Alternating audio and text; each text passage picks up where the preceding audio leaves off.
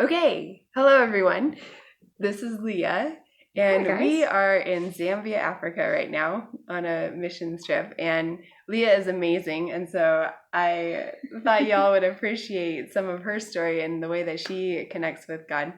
And so, so the basic idea behind this channel is to inspire how we can connect with God beyond what we might think of. And so, I mean, testimonies are really powerful in terms of even what's possible and then how do we get there.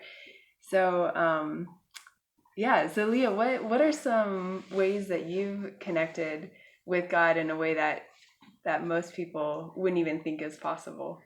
For me, I connect with God. Usually, I'm what people normally would call a feeler. And going into different areas, going into different buildings, I feel. And so, feeling His presence for me has been something that has been a lifestyle for me. It's happened since I was a little girl. Um, Growing up in the environment and in the church I grew up in, though, I thought, well, this is just everybody. Like, I didn't realize that no, not everybody feels this way. Not everybody connects with God this way.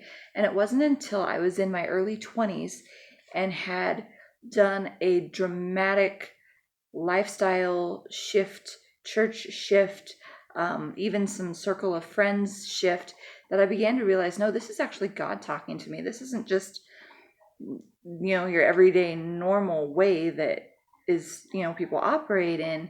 And so for me, I can sense, like, okay, I feel like I'm supposed to go here, or I feel like I'm supposed to do, A, B, C, or D. And one of the examples, I've been saved since I was 9 years old. But like I said earlier, it wasn't until my early 20s that I really began to step out and know, like, oh my goodness, that's God talking to me. I actually can hear His voice. Little old me can do the stuff, that God's calling me to do. And I remember the week after a life-changing series of church services that my current church had, I was like, Lord, do you really talk like that? And I went to the gas station, and my friends all laugh at me because they know I'm forgetful. They know that I'm a bit of a klutz when it comes to things. And I had taken the gas cap off of my car, set it on top of my car to get my gas. Well, this was not one of those gas caps that's attached. It fell off the top of my car, flew wherever it went as I pulled out. And I was like, oh my goodness, one more gas cap. I think I bought like 3 of them within the space of probably 4 or 5 months. So this particular gas cap, I had actually etched my initials into because I was like, Nice. not gonna lose it. Well, guess what? I lost it. I was driving the next day down the road, and the Lord said, stop at this gas station and ask if they've found your gas cap. Now, mind you, this was not the gas station that I had purchased gas from the day before. And I was like, why would it be here? But okay, like, I think this is God. I'm learning to hear His voice, so I'm going to be obedient. And I went in, and sure enough, the guy said, yeah, some random customer found a gas cap with these initials etched into the lid. And he thought it was so strange that he brought it into us and said, if you know anybody who's lost a gas cap recently, here it is. And it was my gas cap. And I was like, okay, Lord, so why did that happen? Like, like, what were you saying and all of that? And I went to pull out of the gas station, and I got that feeling. I felt like, don't leave yet. You are supposed to witness to the attendant that you just talked to. But me, being so new in hearing the Lord's voice in the things of the Spirit, had a little bit of that anxiety, had a little bit of like, little old me, like, what would you want me to say to him? And the Lord's like, just share me, share who I am to you. And I was like, all right. I literally drove down the road probably a half a mile and thought, okay, I'm going to turn around. I'm going to do it. Well, I put out a Gideon fleece. Like, I think most of you might know what that is. Where I was like, okay, Lord, if this, then I will. And so I said, okay, Lord, if I go back to the gas station And I chose some off the wall random thing that I was like, this will never happen.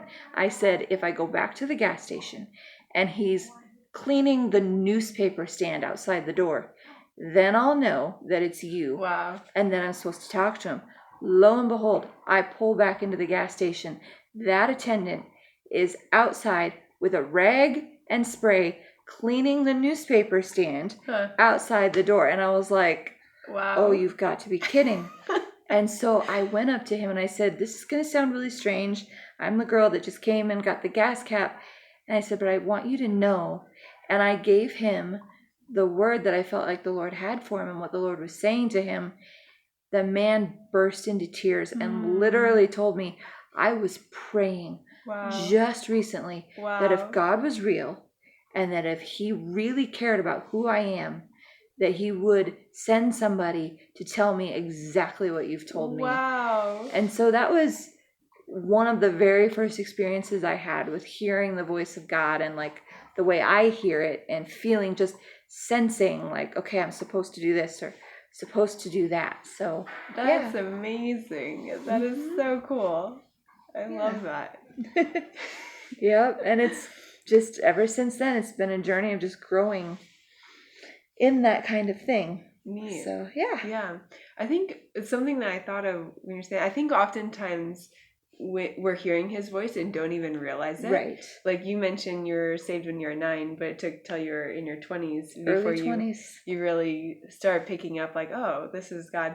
And so something similar. I mean, so part of when she was talking about that story, I got goosebumps. And I think, I mean, we often get goosebumps and don't think anything of it. Like, oh, we just get goosebumps. But there was somebody that mentioned that she, like, when God's trying to get her attention or speak to her about something, she often gets goosebumps. Mm-hmm. And so I started noticing that's actually, like, I think oftentimes when I get goosebumps, it's really the Holy Spirit. It's like, pay attention, like, or this is me, you know? Right. And so I think we tend to dismiss a lot of things that are actually God speaking to us. Yeah, we do. Yeah. And before, this life-changing conference that I've been to, I would have been like, well, that's a weird thought. Why would I would have dismissed it and been like, well, that's just me. But I thought, no, I'm going to try it out. I'm going to see if this is really the Lord. Sure enough, it turned into a witnessing opportunity for a man that was desperate to hear the voice of the Lord. That's so cool. So, yeah. So when you hear God's voice, can you describe that a little bit more? Like, what does it sound like your own? Does it sound different? It doesn't sound like my own. For me, it's impressions. It's almost like people's imagination or their thoughts where I'm like, hey, I should do this.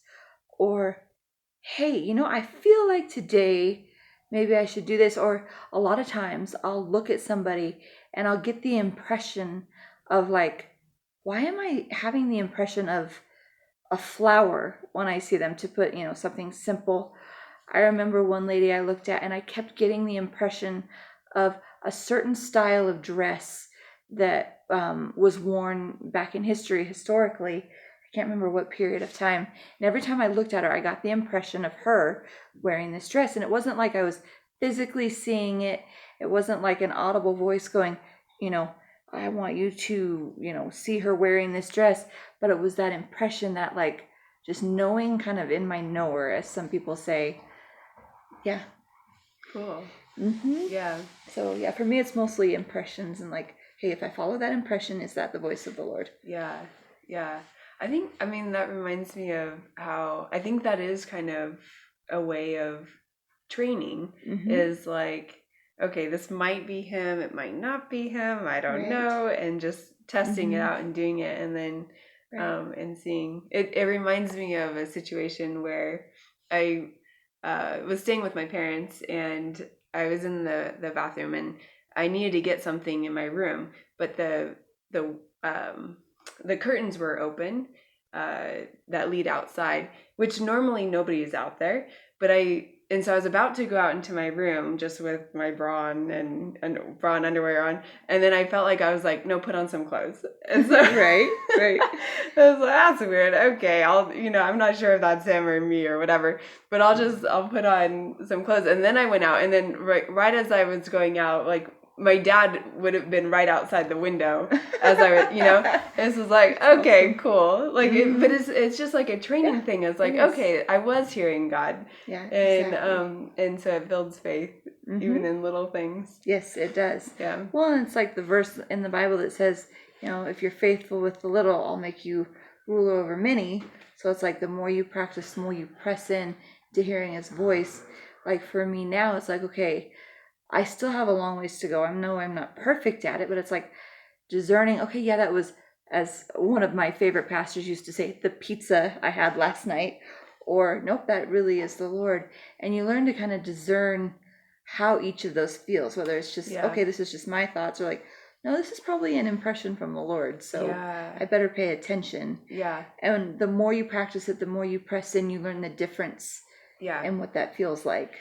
Yeah, which is actually really good. That reminds me of I was having a conversation with God at one point and getting, hearing things that sounded like him. I was like, yeah, I'm communicating with God. This is great. And then I heard something that sounded nothing like him. And I was like, I'm not hearing from God. And I wanted to throw the whole thing out. And then I heard, like, just because you're hearing other voices too doesn't mean you're not hearing my voice. Right. You just need to learn how to discern. Yep. Between the voices. Absolutely. And so I think that's really key. I think we have this fear of hearing God's voice because there are other voices out there. Right. And yeah. And the biggest fear is, well, that's just me. Am I going to miss it? Yeah. So. Yeah. Right. So so it's a learning process. It is. It really is. And it's not just a learning process, but it's a process of like, okay, the more I practice, the more I step out. Even if you fail, that doesn't mean you've done anything wrong. Even if you're like, hey, I think this is the Lord, and it ends up not being. It's a practice. It's, okay, Lord, why wasn't that you? Like, and learning to just spend those quiet times with him, spend the time with him of like pressing in, really getting to know him as a friend, as someone who wants to talk to you. Because again, this same pastor who had the pizza analogy, he also had this like, the Lord is always speaking. There's never a time right now that he's not speaking. We just have to learn how to hear it. Yeah. So. Yep. Totally. Yeah. I think along the lines of hearing God's voice, a lot of times we're waiting for some big booming thing or, and for me, a lot of times it is like the voice that comes, it's not a big booming voice. It often even sounds like what might be my own voice, but there is a difference. Like, and so often can tell when it's him and when it's me. But that takes practice. Yes. But yeah, it's I heard once someone say that any thoughts that light upon our mind are from a spirit.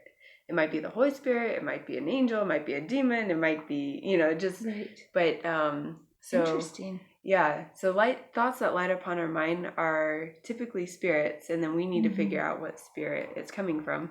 Right. And one way of doing that is knowing who God is and becoming friends with him and knowing his character, knowing his nature. Is this something that God would say? Does it sound like him? Yeah. Something that I often heard like a while ago when I was trying to learn to hear his voice, I would hear these really demanding things and like, you have to do this, you have to do that. And I was thinking it was God initially, but it was like there was so much, it didn't feel good. Right. And there was a lot of guilt with it, a lot of like control, that type of thing. And so I mentioned it to the pastor of this fellowship I was a part of. He was like, oh, that doesn't sound like God. And I was like, oh, interesting. And so then I started, when I would hear that, I was like, no, God doesn't talk to me that way. Right. And then it just it disappeared after a while because it was like, oh, that's not working anymore. But it was so helpful getting that feedback of like, no, that's not who God is. Right. Yeah. So. Exactly. Yeah. And I think one of the things that I've had to practice too, even practicing on yourself, like Lord, what are you speaking about me? Because we're our own worst critic. Yeah. So a lot of times that's the hardest thing. And so I heard a quote once from one of my favorite people, and he said, you can't afford to have a thought in your head even about yourself, about anyone else, about anything else, that the Lord doesn't think about them, about you, about the situation. He said, you cannot, especially, we'll just say in our period of history right now, with what the world is going through, you cannot afford to have a thought in your head that is not of God. Yeah, that makes sense. So yeah, I need to practice that more. Taking our thought captive. Yep, thoughts exactly. Captive. Yeah. Cool. Yeah. Well, and okay, so something else I just want to add about hearing God's voice. I think so many people, because it can be hard to discern, are like afraid to even go there. But the value of going there is so huge. Like imagine if you had a friendship with somebody, but you couldn't actually talk to them. Like it was just based on reading a book about them. I mean, that's not much of a friendship or much of a relationship. Right. So, I mean, it's, even though it can be kind of scary to learn how to hear God's voice, it is so important, because that's, I mean, kind of the foundation of a relationship in some ways. So I hope this was helpful for some of you that are walking through that process of learning to hear God, and leave comments, and hopefully this is beneficial. Yeah, it was good to talk to you guys. So